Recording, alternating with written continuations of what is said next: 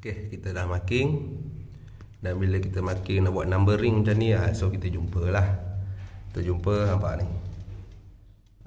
Ni ada P3, P4, yang ni P6, P5 ni. Ni kongsi ada looping daripada litar ni untuk earth sahaja. Ni plug nombor 3 dengan plug nombor 4 dia looping sekali untuk earth. Ni pun sama. 4 dengan 6. P6 dengan P5 dia looping sekali earth dia.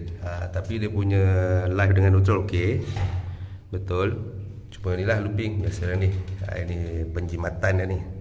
Lepas tu ni wiring lampu ada 2 earth dia. Ada looping dekat DB.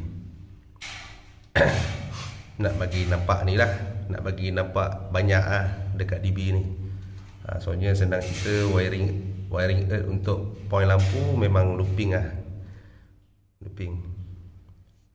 Okey, nampak ni. So kat sini pun kita boleh tahulah wiring ni betul ke tak betul. Dia wiring betul, cuma earth tu ada jimat dekat earth. Dia nak untung lebih, ada jimat dekat earth ni. Okey.